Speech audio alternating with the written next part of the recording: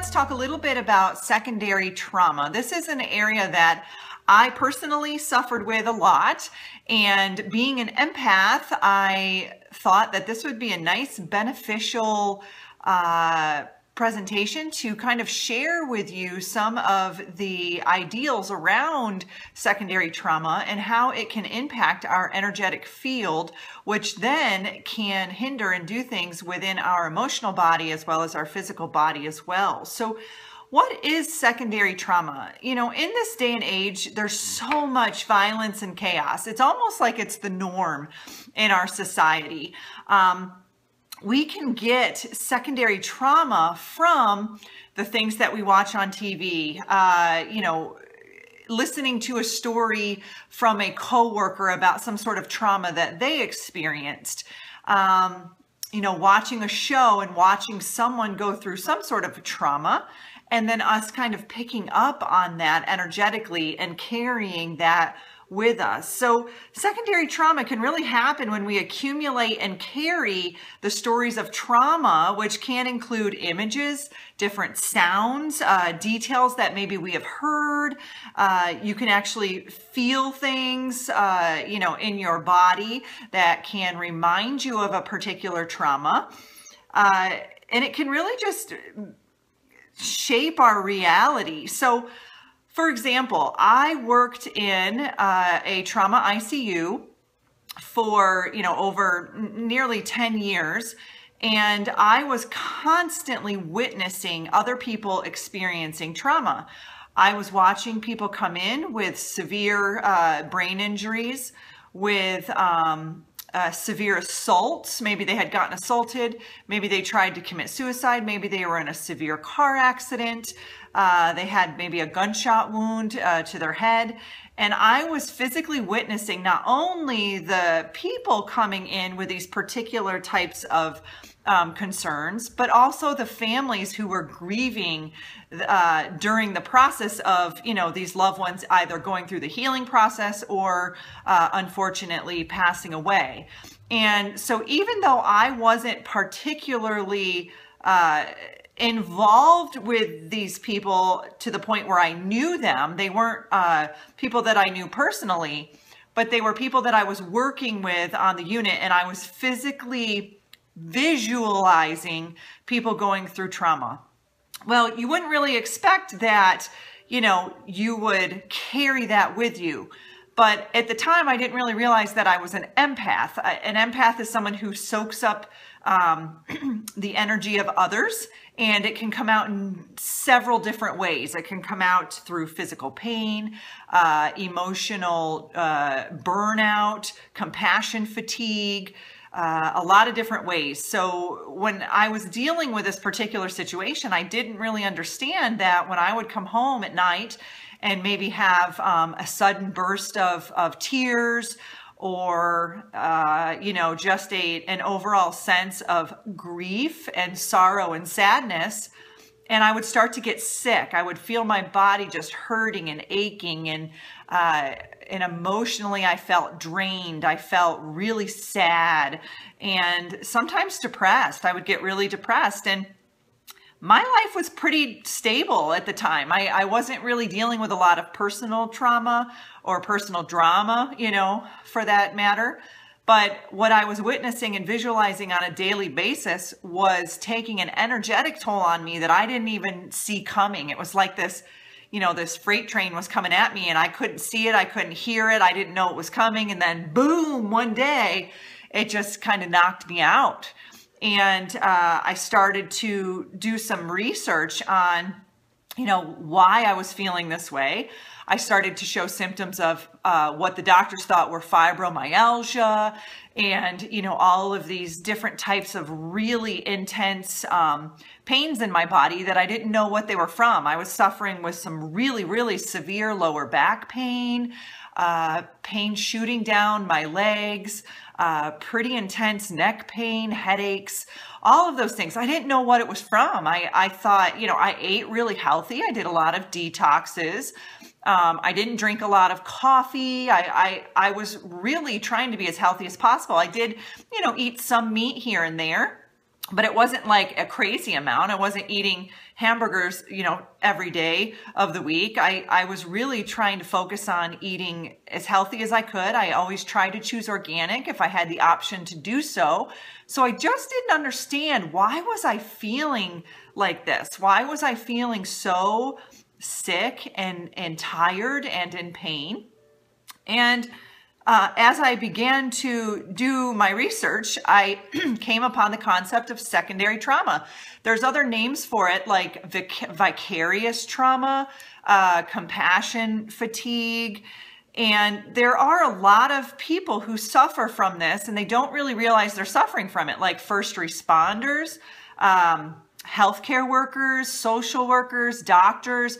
Teachers can suffer from this, and honestly, the general public can suffer from this. Specifically, what comes to mind is when we're sitting there watching television and the news pops on and it shows a shooting in an area. Or I remember specifically feeling really sick and in pain when I watched 9/11 happen on television. I wasn't physically there in New York City when it happened, but I was witnessing it on television. And the impact of that, of what those people went through, hit me. And that can be a form of secondary trauma. So it doesn't have to necessarily mean that you're physically in that environment of that person going through that trauma. You can be witnessing it or visualizing it on the television. You could even take it as far as witnessing it or visualizing it in a movie. You see someone who's maybe suffering with cancer and they die and their loved ones are there grieving, and you empathize with those people who are going through that grieving process, and you can pick up that energy and carry that with you. So for all of these years, I was picking this energy up and carrying it around with me, and all it was doing was causing me more and more pain and suffering and burnout and exhaustion, and I didn't know what the heck was going on. So I think I've shared in a couple videos ago that I attended this energy healing conference it was in Layton, Utah, I think, and that was back in 2016. And I heard this woman up on the stage talking about energy and empaths and all of this stuff. And I just started to burst into tears because I thought, oh my gosh, everything she was saying, I was relating to.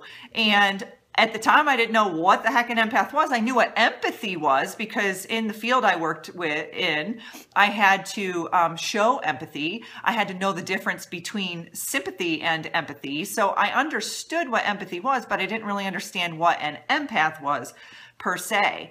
And as she began to talk, I just started to well up with tears and in relief, almost like, oh my gosh, I think I'm figuring out what's going on with me, because this diagnosis of fibromyalgia and we don't know what's wrong with you and here's some pills was not working for me. I was always the type of person that wanted to try to cure things holistically or naturally first. And if I had to get down to the point of taking pharmaceutical drugs, then I would. But I usually was able to figure things out before I got to that point where I had to take pharmaceutical drugs, not only for the purpose of I didn't want them in my body, but I just didn't want to pay for them either. They can be very, very costly. And I was working in organ donation and transplant at the time, and I was watching all my transplant recipients just struggling to pay their bills and to pay for the immunosuppressant drugs that they were receiving. And to me, it was killing me to see them having to really struggle just to survive and to be able to afford that medication that they needed for their body to function. So, professionals who routinely come in contact with trauma and loss as a part of their daily lives are greatly affected by this. And this in turn has the potential to kind of run off on those people that are close to them. So, say for example, you may not work in a healthcare field. You may not be a first responder. You may not be a teacher, a social worker, but maybe your daughter is, maybe your husband or wife is, maybe your best friend is, and maybe you're hearing some of the stories that they're sharing with you, and you are energetically and emotionally picking up that energy like a sponge. And, family, friends, and colleagues of these people who have experienced these types of losses or traumas or grief situations, kind of struggle with those feelings of distress and shock and trauma. And oftentimes, some of us, I know with me, I would hold it in because I didn't want to share it with my loved ones. I didn't want to subject my loved ones to the things that I was seeing on a daily basis. But maybe, if you're with someone who is opening up and sharing those things with you, and you're kind of picking that energy up, you could definitely be suffering from secondary trauma just as long as they are too. So they're seeing it from their perspective, wherever they're working, and then they're coming home and sharing it with you. And then you could be picking it up, especially if you're both empaths, then you're both going to automatically just kind of connect to each other's, energy body from that. So, and it doesn't have to just be healthcare. It can be law enforcement, counselors, emergency personnel. There's so many different layers of ways that you can be affected by secondary trauma. But the good news is that you're not alone, and there are ways that you can heal yourself from these different types of trauma. And I personally believe that we're all here to kind of transcend that energy of that trauma. Our ancestors, our families have suffered so greatly throughout their lifetimes. And now we are here. We have been chosen. We are the ones who are here. I could just see us, somewhere before we entered planet Earth to be like, hey, I want to sign up for this. I can totally see myself doing that. And many of you who are watching this video are probably ones who are doing that as well, or who did that, who made that choice to come here to transform that trauma, to transform that energy. But then we got here and we thought, whoa, what did we sign up for, right? This is really intense. This is really dense. We are here in this really heavy planet. And now we have signed up for this really kind of muddy thing that we have to get through. And, in my journey, I've just learned all these different tools and techniques to try to help myself get through those, those really heavy emotional burdens, that stagnant energy, that trauma, that pain, and just really transforming that so that I can feel lighter and happier and just more free and carefree.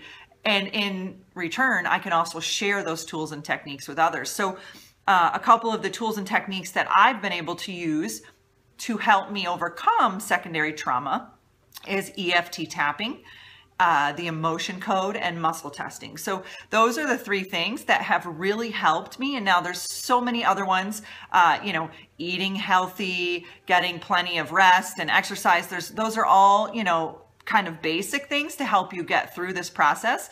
But when it really comes down to those memories or those feelings and emotions that get trapped in that subconscious mind, the EFT tapping, the muscle testing, and the emotion code have been really beneficial to try to move me past those memories. EFT is wonderful for people who have been suffering with post-traumatic stress or have suffered with some sort of a really severe trauma.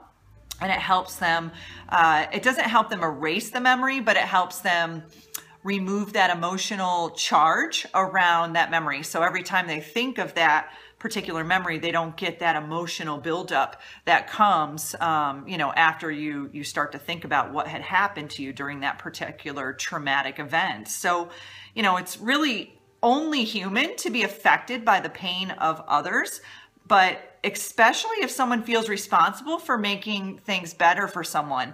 Most of us empaths are also people pleasers. I know I was until I figured all of this out, and I now realize that, when I was trying to please everyone, all I was doing was depleting my own energy, and it was making me really sick and suffering with a lot of emotional pain and physical pain. So when we start to suffer from our own pain, we have to ask ourselves, is this our pain or is this the pain of those around us? And that was very eye-opening for me because I didn't realize that the pain that I was suffering was from the pain of others.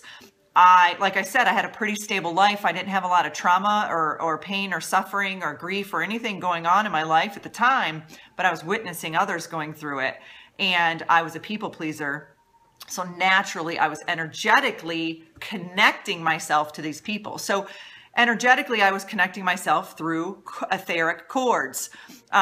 You can kind of visualize it like when a mother has a baby and that umbilical cord is connected. That's kind of how I envision etheric cords. Whenever we come in contact with other people and we connect with them on a compassionate or empathetic level, we create an etheric cord. Sometimes those cords can be healthy. Sometimes they can be unhealthy. So, if you're a caregiver and you're taking care of someone who may, say have bone cancer or something that's really painful, and you start to realize, gosh, I have a lot of pain. My back is killing me. My arms are killing me. My neck, I have these headaches. Ask yourself, is this my pain or is this the pain of the person that I'm caring for? And this is where muscle testing can really come into play. So you can muscle test, is this my pain that I'm carrying or is this somebody else's pain? If this is someone else's pain, then you want to get rid of that. You want to not only cut that cord, but pluck that cord. And I like to use the kind of visual of plucking cords because it's like when you cut the grass, you're just cutting it. But when you pull out that grass or that weed, it's not going to come back, right? So when you are plucking those cords, you are ridding yourself of that connection with that person. And it could be a very unhealthy connection because they are kind of siphoning off of you to get your healthy energy because they are trying to heal themselves, heal their own wounds. They're trying to feel better. They're trying to get back up to a higher energetic vibration. And they see that that's where you are. And naturally, they're going to want to just suck that out. And they might be even doing this subconsciously. They may not realize that they're doing this on a conscious level, especially if you live with someone.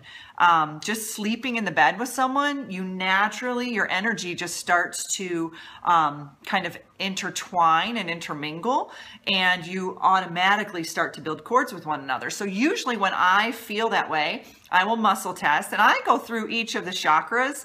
I'll say, okay, my crown chakra, do I have any unhealthy cords? Yes or no? Okay, yes. How many do I have? 1, 2, 3. Okay, let me release those cords and move on to the next chakra. Okay, third eye, how many cords do I have? Are they unhealthy? How many are unhealthy? Do I need to eliminate these? Do I need assistance in eliminating these? Sometimes you might need assistance from a higher power, from divine source or Archangel Michael, whoever you want to call upon to help you, your ancestors, to release those attachments and those cords. Feel free to do that. Those are things that you can do as an empath to cleanse your energetic system.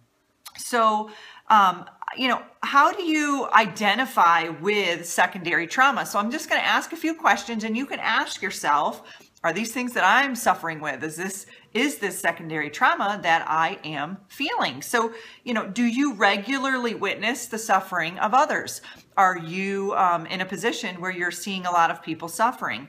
And, for example, you might hear someone share a traumatic story and or you may review a medical chart. Maybe you're a medical coder and you're seeing a lot of diseases and ailments and people sick in your medical charting. You may not even think, wow, I'm subconsciously bringing that in to my energetic system. I mean, I used to review medical records and they were all about death. I mean, all the medical records I reviewed were people who were dead. And you don't really realize the type of toll that takes on you when you're just constantly looking at that. And I was on such autopilot at the time that I didn't even really realize it was affecting me, but it was affecting me from a subconscious level. So ask yourself, am I in a position where I feel responsible for the safety of others? Maybe you're in law enforcement. Do I feel empathy towards others that I don't know? Maybe you're at the grocery store and someone walks up to you and starts sharing, the fact that they have cancer or they're sick.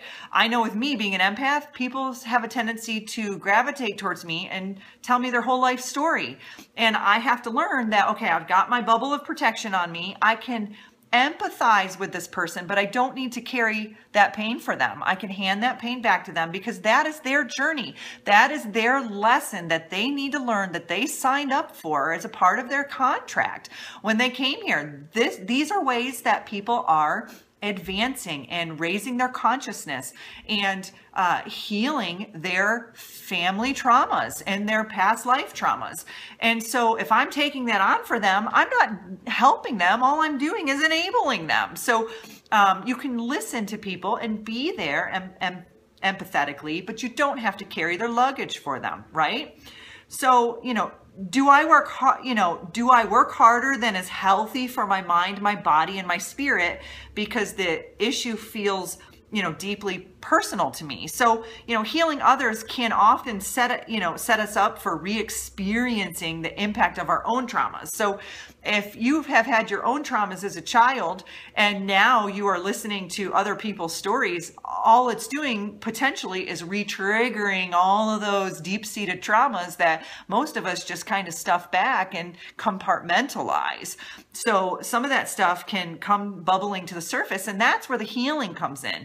You want that stuff to bubble to the surface, but what you don't want to do is cram that lid back on and shove that stuff back in the pot, right? You want to release that pressure. You want to release that because all that does is moves that stagnant, negative, traumatic energy out. So when you're coming in contact with some of these people, you might realize that, wow, I'm really being triggered, by this. And when you consciously step back and ask yourself, why am I being triggered? That's when you can really dive in deep and figure out that's where I need to heal, right? So some signs and symptoms of secondary trauma, which you may be experiencing, or you may have someone in your life who could be experiencing it. From an emotional standpoint, could be some emotional shifts, like maybe hypersensitivity, or they're really emotionally charged. They could be lashing out at people all the time, or you could be feeling really disconnected from your emotions, a sense of numbness. That was exactly what I was going through. I was completely disconnecting myself because I couldn't take it anymore. I just could not feel it anymore. It was like a glass of water. I was like a glass of water, and the pitcher just kept pouring that water, and I was just overflowing. My glass could not take any more water. I was done. And so I just completely numbed myself out. You could feel guilty for not being a team player. That was one of the things I experienced working in the healthcare field. People they needed so much help, and they just needed so much from me. I couldn't give it. I just couldn't give it anymore. And then I go home and feel guilty and shameful about it because I wanted to rest, or I wanted to take a break. And I would feel guilty because I wanted to take a break. I needed to recharge my battery. You could actually feel like no matter how much you give, it will never be enough. You are constantly depleted, constantly exhausted and burnt out.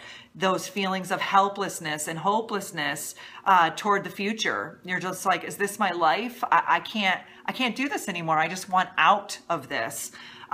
You could have increased levels of anger or irritability, resentment. Things could bubble up. Not wanting to take a vacation. That was something for me. I love to travel. I love to take vacations, but it was too much work. I was so tired that all I wanted to do was do a staycation. I just wanted to stay home, get in my jammies and tune out and veg out and watch Netflix. Like, that's all I want to do. And that wasn't me. That wasn't my personality. Some physical symptoms that you could feel, or you're just feeling constantly exhausted. You can't seem to get enough rest. You're sleeping too much, or you're not able to sleep at all. Like, you could have both sides of the spectrum. Physical tension in the body, maybe lower back pain, headaches, grinding of the teeth is a big one, those types of things. Poor immune system. I would go, and then I'd take a few days off, and then I'd boom, get sick. I'd get a cold, and then I'd be knocked out for days. That was very common for me because I was on this system of go, and the moment my body started to relax and my mind let go, I would get sick. And that happened to me time and time again on vacation, all the time. Different difficulties in thought patterns. You may experience some of those things. You may have a hard time seeing the light at the end of the tunnel, a hard time seeing solutions. You may feel distracted. People are coming at you and you just can't take it anymore. You may jump to conclusions on things because you're just so done. You're so tired of it and you don't want to have the time to process anything. You may get defensive immediately when people come at you. You may feel attacked and you may attack others. You may lash out. You may start to minimize your own suffering in comparison to other people's suffering. I did that a lot because I'd see people really, really suffering and then I would be suffering, but I would diminish it because I knew that it appeared to me that they were suffering more than I was and that they needed me to help them through whatever it was that they were suffering. You may have nightmares or vivid dreams, intrusive thoughts like traumatic incidents may come up while you're going about your day. Behavioral changes. You may start becoming very absent-minded, not wanting to go to work or not wanting to show up, or you may start forgetting things. You may not want to shower anymore. I know that was something that it just was too much work. It was too much work and I was so tired. Not putting on your makeup, not, doing your hair, doing the things that you enjoy doing. You may stop doing that on the weekends. If you like to go out to festivals or events or farmers markets and you just don't want to, you just want to lay in bed in your pajamas because you're just done. You don't want to deal with people. You want to be completely separated from that. You may have relationship challenges. You may have a difficult time connecting with loved ones. You may feel very disconnected from them. You may be on your phone or your laptop all the time because it's easier to deal with that than it is to have an actual intimate conversation with someone. You may start to view others who are involved in your same field as not understanding your needs. That was something that I definitely struggled with. I didn't understand why people didn't understand what I was going through when they were going through it too, but it was because everybody was so burnt out and so exhausted. You'll have an absence of a personal life. You have no personal life. You work or take care of your loved one, and then you're just done and you don't want to have any other interactions with anyone else. So those are some ways that you can identify if you or someone that you know is struggling with secondary trauma. So I hope that this video was helpful for you guys. This was something that came long and hard for me. It was something I did not see. I had to shut off autopilot and actually physically go in and start to research this information because I didn't see it. I was so out of tune. I was so disconnected from reality, from my life, from the people around me, because I was so numb to everything that was going on. So you or someone that you know may be experiencing this, and they may be in that state of numbness as well, that state of disconnect.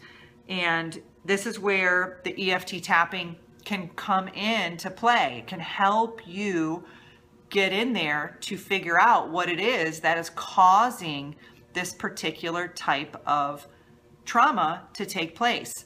And if it is secondary trauma, oftentimes there's a deeper trauma that's a primary trauma that we can get to that can help release that stagnant energy around that. So if you're interested in having a session with me, you can visit my website at www.thesoulcafe.org. I have several different types of sessions that we can do. We can do an EFT tapping, we can do an emotion code. I actually do emotion code via email as well, or over the phone, because it's all energy.